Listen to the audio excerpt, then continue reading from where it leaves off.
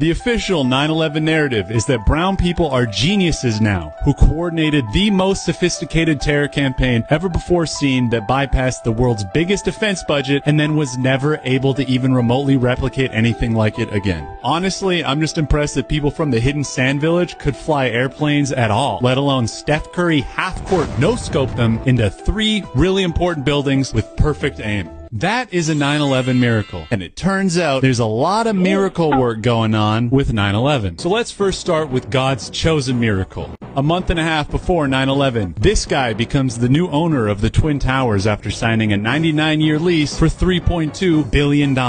You might be thinking to yourself, wow, this guy looks very honest and trustworthy.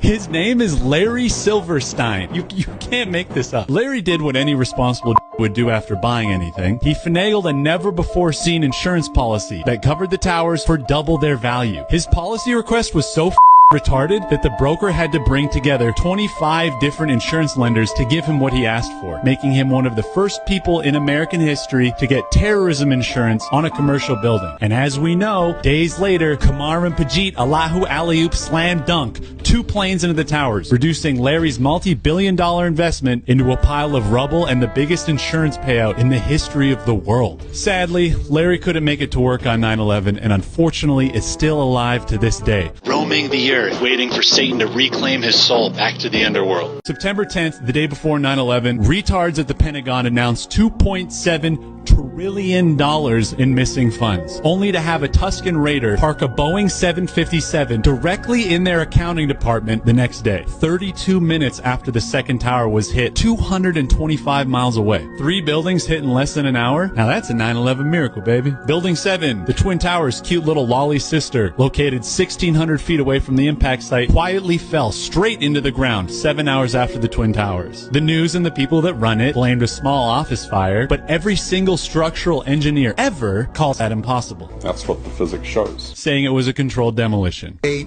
perfect controlled demolition of an intact building. It is too bad engineers don't believe in miracles. Total miracle death. Now I still have some questions, and they're questions that miracles can't quite answer. Why did Leslie Robertson, lead engineer for the Twin Towers, say that she literally designed them to withstand the impact of a Boeing 707 airplane? Until 9/11, no steel structure in history has ever collapsed due to a fire. So how the did it happen 3 times in a row in one day? Why did hundreds of survivors report explosions? There was a heavy-duty explosion inside the lobby. It was this big explosion. Continuous explosions.